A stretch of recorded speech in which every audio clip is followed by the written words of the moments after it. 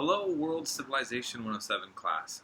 Welcome to the last final week, week 7, where we have just the final that's due on Wednesday.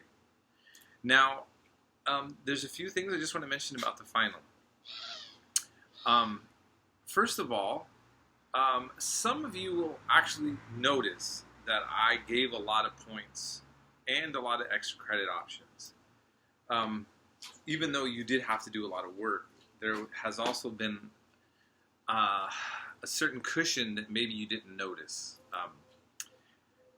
Now, I never tell a student that to not take the final, and I will not help you calculate your grade. I can't spend time with everybody to do that. I believe that you can look on Canvas, and I think you could, if I remember right, as a student, you could put a 0, like a hypothetical 0, into your exam and see if the points add up for what it takes to have the grade you want. And if you decide that you have enough points for the grade that you want and you don't take the exam, it doesn't hurt my feelings. You simply write to me, Mr. Pollock, I'm not going to take the exam. And I'll put a 0, and you'll get the grade that you want, whatever it is in the points there, if that makes sense. So, keep that in mind. I want to remind you, I can't remember which class. A lot of my online classes have, in the assignments section, a graveyard of old assignments. And so sometimes when you look in the assignment section, you'll see assignments that I never assigned. So don't worry about those if you see any of those. Just worry about whatever was in each module. I'm going to go back and also make sure that you have zeros or grades in all of your assignment sections. Some of you I've allowed to have late work turned in till today if you've communicated with me. Again, there should be no late work being turned in today by anybody who didn't already have a discussion with me to get approval for that. That was something we had to work out together. So any late work turned in that's not part of our discussion is a 0. And you don't need to worry about that if you've already had this discussion with me and we've talked about it, but it does need to be in by midnight tonight, no matter when or what conversation we've had. Okay, this is the deadline. Just because we're out of time. I understand how many things have been getting in your way for some of you, and it's a challenge. So, but again, when it comes to the exam, if you're not going to take it, that's how I want you to handle it. And so yeah, so that's how this works. I hope that you feel empowered now that you've crammed in all of this. You may feel overwhelmed. You may be very glad to have to be done. We're all tired, but many of you have been exposed to a wide range of information, some with various forms of bias from the videos of other people and even myself. But what I'm hoping, by the way, I don't know if you hear the music's bumping outside here now all of a sudden, but anyways. So anyhow, I hope that you at least kind of have an idea of where to go when it comes to terms of so many things going on. Last, just a little side note that I want to put on the Israel-Palestine conflict. Currently, there is Palestinians are having probably according to the UN, some of the highest death rates of being killed by Israel since, I think, 2005.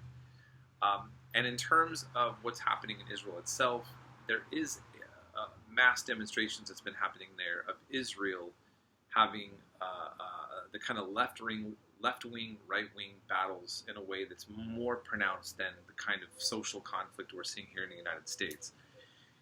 And so this is why I've also wanted you to get the idea that within Zionism in Israel, that there's also the spectrum of left-wing and right-wing. And I think some of you are missing that. So I just wanted to point out something that Zionism itself was a political idea, political Zionism, that Jews have a right to a homeland, and they would say that it was Palestine slash the land that's written in the Bible. Okay, and of course, people like Edward Said, as a Palestinian, the Palestinian people obviously were at odds with that, because it's like saying you are not valid to live here as much as somebody else, and of course that's the root of the conflict, right? But Zionism had, and still has, a spectrum within that form of Jewish nationalism, is what I'm calling Zionism, of the left wing, from communist to socialist to liberal Democrat, and then all the way to far right fascist, but also mixed with some very heavily religious elements into it as well. So we have to keep in mind, I didn't get a chance to cover, Yitzhak Rabin was the prime minister of Israel. He created a peace talk, and he's the only Israeli prime minister that was assassinated.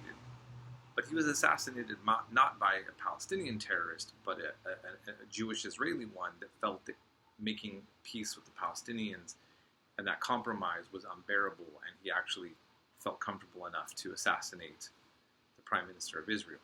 And so now we're having the Israeli far right, along with Netanyahu, and a whole other complicated thing, which I never got a chance to cover with us, is spilling over into a serious cultural war, political crisis within Israel.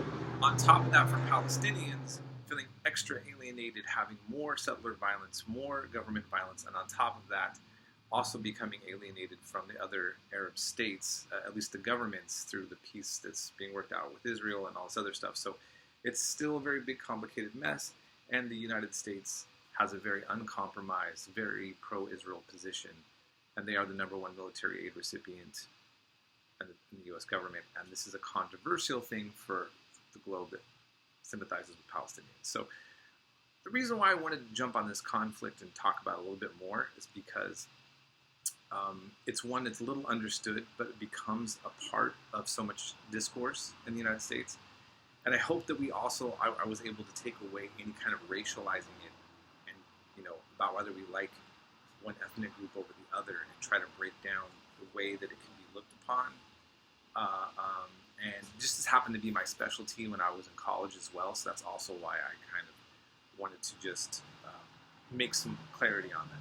There's so much more going on, and so many things in the world.